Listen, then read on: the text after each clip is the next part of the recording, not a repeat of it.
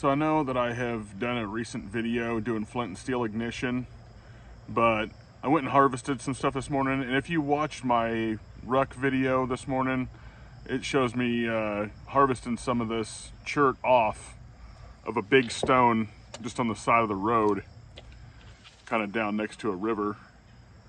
But wanted to get it out here and just kind of take a closer look at it. So I'm using some of that footage from this morning of me, you know, busting open the rock and getting a few shards of that and wrapping it up and stuff.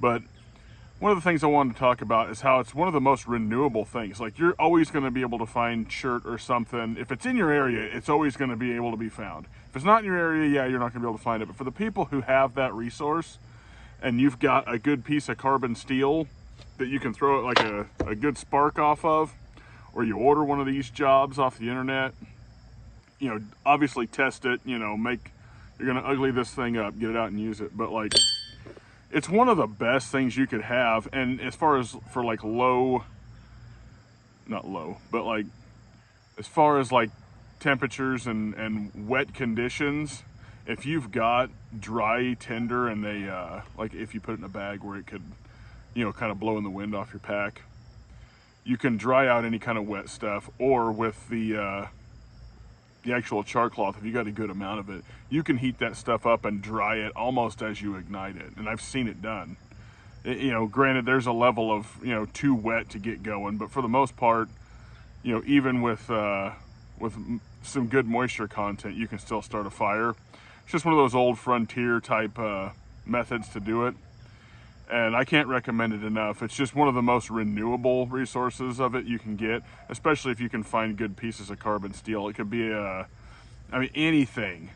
It doesn't have to be one of these shaped strikers, but as long as you can, I mean, I've used the back of a knife before. You get a knife with good enough carbon content, you can you can spark off of that and hit a piece of like char cloth or something like that, and it'll go right up. So I don't know, just kind of wanted to reiterate the usefulness of flint and steel and let you all know maybe it's something you ought to try. Ferro rods are great. I love ferro rods. Obviously, a cigarette lighter and stuff like that is probably the most used and most reasonable.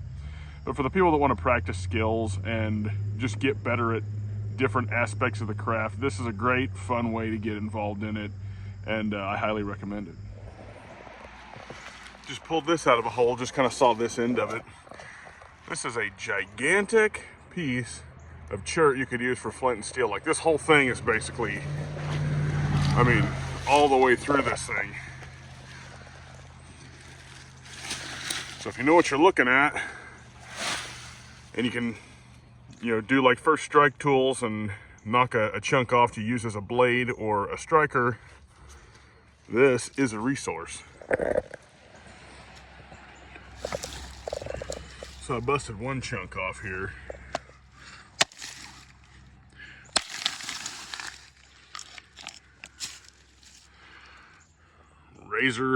Razor sharp.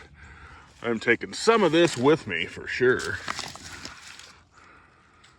That's not quite what I'm looking for there, but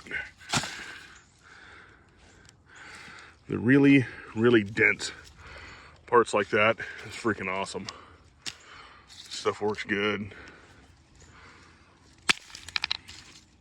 There we go. That's a good solid chunk right there.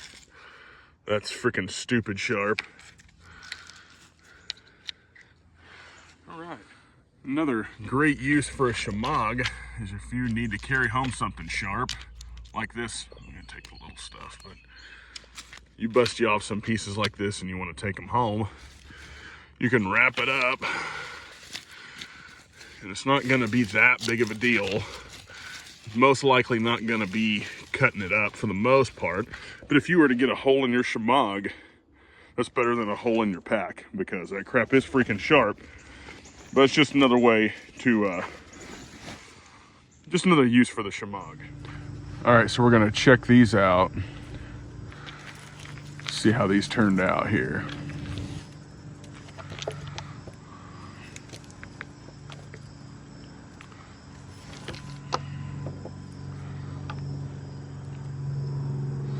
As you can see, all these edges are super duper sharp, which is what we want. And the actual stone itself is super smooth, which means that it's kind of an elevated level of hardness as compared to, say, limestone or the average rock that isn't gonna make a spark. As you can see, it kind of breaks down into little chunks like that. I mean, it gets crazy sharp. I mean, if a guy knows how to shape it right, you could easily make a little knife from it.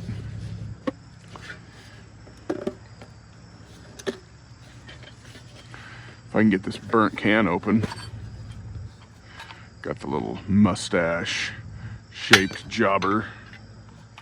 Here's an older piece, but I don't know, just want to test the newer stuff, see what it, not that it's not all crazy old, but you know what I'm saying.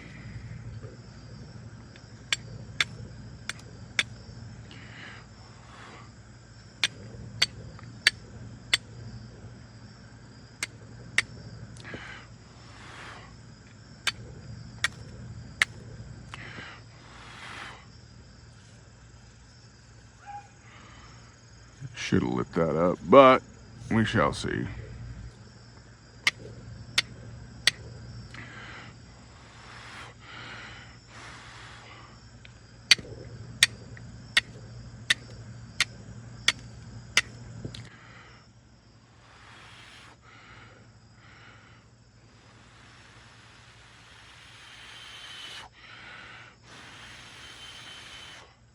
Well, the stones are definitely awesome. Char cloth may have something left to be desired. Could be worse, could be better.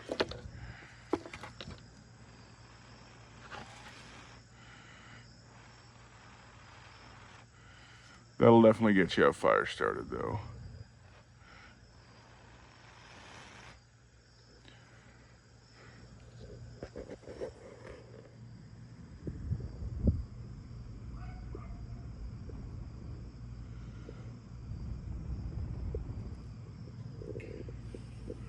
You put this in a bundle and it's just gonna build up heat, like even this far off.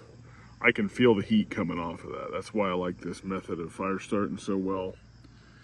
I mean, because once you get this thing going, it is starting to turn white now, you can tell, but like, this puts off an enormous amount of heat to ignite grasses and things like that. It's pretty fun. If you haven't done flint and steel, you should totally do it.